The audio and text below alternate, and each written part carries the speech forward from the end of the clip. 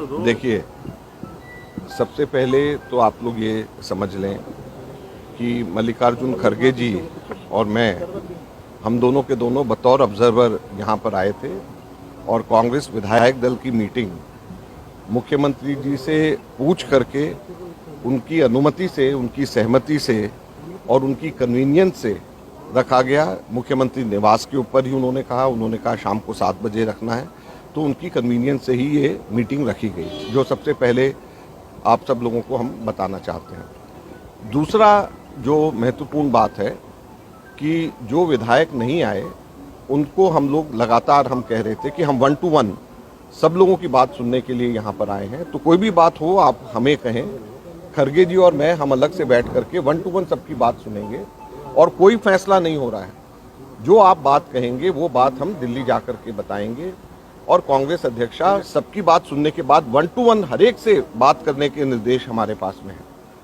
लिहाजा उसके बाद में शांति धारीवाल जी, डॉक्टर जोशी और प्रताप काचरियावास, ये तीनों विधायक उनके नुमाइंदे के तौर के ऊपर हमारे पास में आए और उन्होंने 3 शर्तें रखी। सबसे पहले तो उन्होंने कहा कि बेशक आप अगर रेजोल्यूशन पास करना है कांग्रेस अध्यक्ष के ऊपर छोड़ने का, तो बेशक रेजोल्यूशन पास करें, लेकिन उसके अंदर फैसला उसका 19 अक्टूबर के बाद में होना चाहिए। तो हमने कहा कि अगर अशोक गहलोत जी रेजोल्यूशन मूव करते हैं कि कांग्रेस अध्यक्ष के ऊपर सब चीज़ें छोड़ी जा रही हैं और 19 अक्टूबर के बाद में, क्योंकि अब अशोक गहलोत जी खुद ये कह चुके हैं कि वो कांग्रेस अध्यक्ष के उम्मीदवार हैं, तो 19 अक्टूबर के बाद में जब वो खुद अध्यक्ष बन जाएंगे तो अपने ही रेजोल्यूशन के ऊपर अपने आप को ही एम्पावर कर रहे हैं, तो इससे बड़ा कन्फ्लिक्ट ऑफ इंटरेस्ट नहीं हो सकता, तो ये आप इसको मत करिए। लेकिन उन्होंने कहा नहीं, ये पब्लिकली आपको कहना पड़ेगा और रेजोल्यूशन का हिस्सा बनाना पड़ेगा कि बेशक रेजोल्यूशन आज पास हो लेकिन 19 अक्टूबर के बाद ये इम्प्लीमेंट होगा। दूसरा, हम लोग जब कहा कि हम सबसे अलग अलग एक एक करके बात करेंगे, तो उन्होंने कहा नहीं, हम ग्रुप्स में आएंगे। तो हमने कहा कांग्रेस की हमेशा से ये प्रथा रही है कि हम लोग सबसे एक एक बात करते हैं ताकि फ्री फ्रैंकली बगैर किसी दबाव के जो भी विधायक कहना चाहे वो अपनी बात कहे। तो उन्होंने कहा नहीं, हम लोग ग्रुप्स में आकर के आपको बात कहेंगे और ये भी आपको पब्लिकली कहना पड़ेगा। तीसरा, उन्होंने जो पॉइंट जो उन्होंने बोला कि 102 जो विधायक उस वक्त लॉयल थे, अशोक जी के साथ में थे, उनमें से ही कोई बनाया जाना चाहिए, सचिन पायलट या उसके ग्रुप में से नहीं बनाया जाना चाहिए। तो हमने कहा कि आपकी भावना, जब हम सबसे एक एक करके मिलेंगे तो जो आपकी भावना। राजस्थान में सियासी हलचल तेजी पर है। मुख्यमंत्री अशोक गहलोत के कांग्रेस अध्यक्ष का नामांकन भरने से पहले प्रदेश में फिर से सियासी संकट खड़ा हो गया है। अशोक गहलोत को गांधी परिवार के सबसे भरोसेमंद लोगों में गिना जाता है, लेकिन प्रदेश के नए सीएम को लेकर गहलोत गुट के विधायकों ने आलाकमान यानी गांधी परिवार के खिलाफ मोर्चा खोल दिया है। आपको बता दें कि नए सीएम को लेकर विधायकों की राय जानने प्रदेश प्रभारी अजय माकन और मल्लिकार्जुन खड़गे सीएमआर में विधायक दल की बैठक लेने पहुंचे थे। बैठक में सचिन पायलट और अशोक गहलोत भी मौजूद थे, लेकिन गहलोत गुट के 90 से अधिक विधायक मंत्री शांति धारीवाल के घर पहुंचे और सामूहिक इस्तीफे पर हस्ताक्षर कर विधानसभा अध्यक्ष सीपी जोशी के घर पहुंच गए। इस्तीफा सौंपने के बाद सभी विधायक अपने अपने घर रवाना हो गए। गहलोत गुट के विधायकों का इस तरीके से लामबंद होना इस ओर इशारा कर रहा है कि आलाकमान ने राजस्थान के नए सीएम के लिए पायलट का नाम तय किया था। साथ ही गहलोत गुट के विधायकों ने शर्त रखी कि विधायक दल की बैठक अब 19 अक्टूबर के बाद होगी। जब तक कांग्रेस अध्यक्ष का फैसला नहीं हो जाता तब तक कोई भी प्रस्ताव पारित नहीं होगा। जो सीएम बनेगा वह गहलोत गुट के विधायकों से होगा, यानी कि पायलट गुट के सीएम मंजूर नहीं है।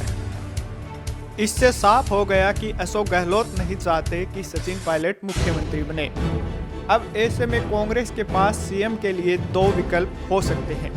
पहला ये कि गहलोत अध्यक्ष के लिए नामांकन ही न भरे और सीएम बने रहें।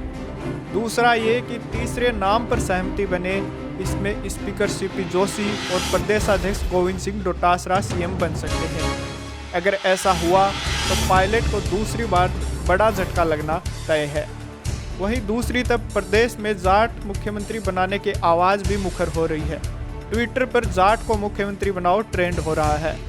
तथा जाट महासभा अध्यक्ष राजाराम मील जाट विधायक को प्रदेश का मुख्यमंत्री बनाने की पैरवी कर रहे हैं। सुनिए राजाराम मील ने क्या कहा। मित्रों, दोस्तों, मैं पिछले 2 दिन से ये कोशिश कर रहा हूँ कि यहाँ की सरकार चलाने वाले मुखिया अशोक जी गहलोत, जो अभी दिल्ली में ऑल इंडिया के पार्टी के अध्यक्ष बनने जा रहे हैं, लेकिन यहाँ 75 साल के अंदर क्या कांग्रेस वालों से कोई जाटों की दुश्मनी है कि जाट को आगे नहीं लेके आते हैं, जाट को मुख्यमंत्री नहीं बनाने चाहते हैं? क्या कारण है, क्या रीजन क्या है? सब लोगों की मतलब आंखें फिर जाती है, ऐसे क्यों कर रहे हैं?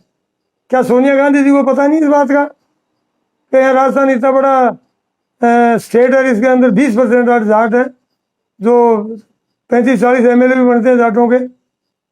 कमाल की बात है, जाट जिस साइड होते हैं उस साइड सरकारें बनती है। तो ये इस तरीके का मामला चलेगा नहीं।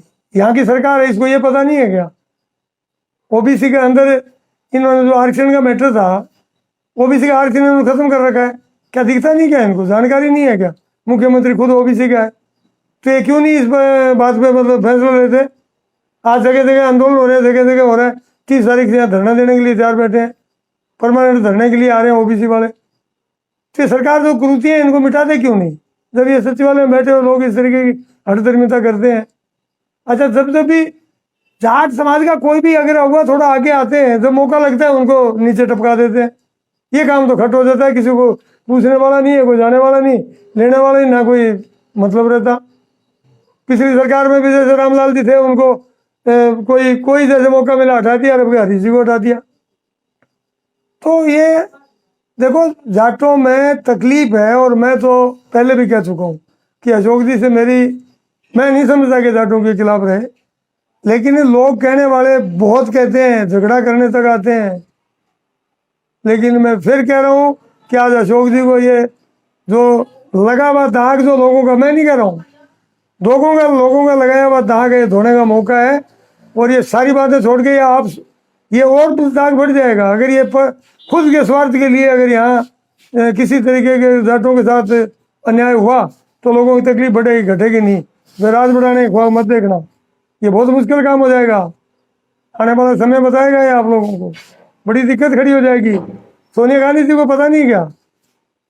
यहाँ आज अभी सुना है कि भाई 1 लाइन का सिंगल प्रस्ताव आ जाएगा, हाईकमान करेंगे। तो हाईकमान करेंगे क्यों? जो यहाँ एमएलए करने दो।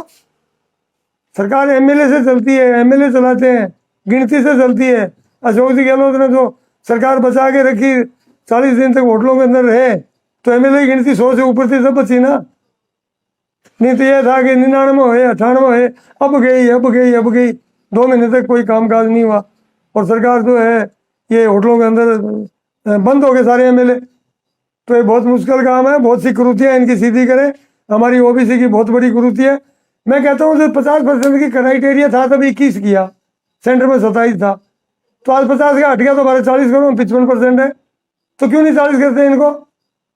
सरकार चलाओ, सब कुछ करो, आराम से रहो, सब करो, जाट को मुख्यमंत्री भी नहीं बनाओ, और ये ओबीसी जो है इसको भी बलि का बकरा बनाते रहो, और वोट चाहिए।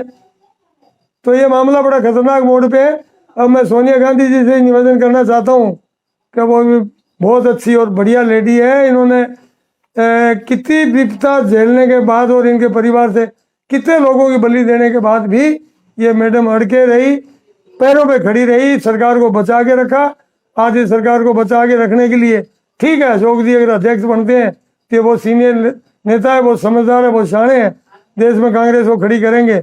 लेकिन राजस्थान में जाट मुख्यमंत्री होगा तो आपको ताकत का मालूम भी पड़ेगा। जाट को 75 साल में कभी मौका नहीं दिया, मौका तो दो भाई। मालूम पड़ेगा 1.5 से 1.25 साल बाद चुनाव है, तो आपको मालूम पड़ेगा कि सरकार रिपीट होती है कि नहीं होती। जाट को मौका तो दे के देखो। ये बात कोई चलने वाली नहीं है, और इसको सही समय सही मौका है। आज देखें, मैं दिल्ली से जो इनके ऑब्जर्वर आए हैं, मैं उनको भी निवेदन करना चाहता हूँ, चाहे माखन साहब और चाहे खड़गे साहब, वो बहुत सियाने और सीनियर लोग हैं। लेकिन इस बात पे देखें, एमएलए की राय लेकर के, एमएलए को सबको इकट्ठा करके सबकी एक राय बना के, और जाट के ऊपर ये टोपी रखी जाए और यहाँ से ये इस बात को लेके जाए और सोनिया जी इसका हाँ करे। ये होने वाले समय के अंदर कांग्रेस के लिए, अशोक जी गहलोत के लिए, कांग्रेस के बड़े लीडरों के लिए, दिल्ली जो कांग्रेस में हाईकमांड बैठा है उनके लिए, देश के लिए, बाकी सारे स्टेटों के अंदर ये बहुत बड़ा मैसेज आएगा। आज 8 मुख्यमंत्री कहाँ है हिंदुस्तान में? जिस तरीके की पोजीशन है, जिस तरीके की हालत है, तो पोजीशन ठीक नहीं है, देश की भी ठीक नहीं है, स्टेटों की ठीक नहीं है, कांग्रेस की बिल्कुल ही ठीक नहीं है। जिन लोगों ने कांग्रेस को 50 साल तक राज किया, जिन्होंने बैठ के खाया और राज्यसभा में बहुत लंबे टाइम तक रहे, वो सब बाय बाय करके और चले गए। सब पोस्टों के भूखे थे, पोस्टों ले ली, कोई कहीं जाके मुख्यमंत्री बन गया और आज तुम्हारे खिलाफ दुनिया भर की बातें करते हैं। कोई कुछ बन गया, कोई कुछ बन गया, कोई राज्यसभा बन गया, कोई सारे स्वार्थ के बस चले गए। कांग्रेस के साथ रहने वाला आदमी स्वार्थ के बस नहीं हो सकता। कांग्रेस एक पार्टी नहीं है, एक संस्था है। इस तरीके का एक सोच है कांग्रेस देश के लिए, देश को आगे ले जाने के लिए।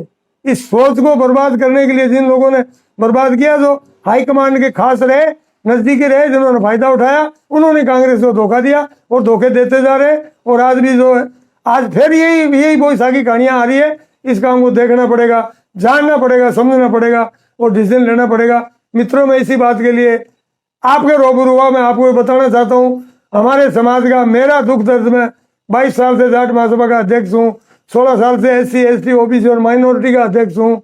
हमारा एक आरक्षण अधिकार मंच बना हुआ है उसका, और मैं 2 साल से भारतीय किसान यूनियन टिकैत का भी अध्यक्ष हूँ। 36 कौमें हमारे साथ है। मैं कहता हूँ, हमारी आवाज़ सुनो, हमारी बात सुनो।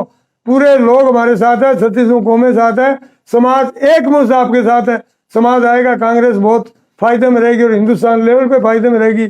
सब स्टेटों के अंदर आपका अगवा होगा। मैं बधाई देना चाहता हूँ मैं राहुल जी गांधी को, जो आज निकला है, 5 महीने का टारगेट बना के निकले हैं। कांग्रेस खड़ी होगी और कांग्रेस बढ़ेगी। वहाँ AC में बैठने से नहीं बढ़ेगी, रोड पे आओगे तो लोग जुड़ेंगे, ये सही है। इसके बाद फिर इन्होंने 3 महीने का टारगेट दे रखा है। लोग बातें बना रहे हैं, वो स्टेट रह गया, वो रह गया, गुजरात नहीं गए, यहाँ नहीं गए, UP कम गए। ये सारी चीजें कवर करेंगे। वो इनके समझ में आ गई, ये राहुल जी गांधी के समझ में आ गई कि मैं रोड पर रहूंगा तो जनता मेरे पीछे लगेगी, साथ लगेगी, कार्यकर्ताओं को साथ लगने का मौका मिलेगा और ये सरकार बनेगी। मैं इन्हीं शब्दों के साथ मेरी बात का फिर मैं कहना चाहता हूँ हाईकमान और अशोक जी को कि हमारी बात को तवज्जो दें, बात को सिर्फ आगे बढ़ाएं और ये मौका जाट समाज को दे। धन्यवाद। जय हिंद।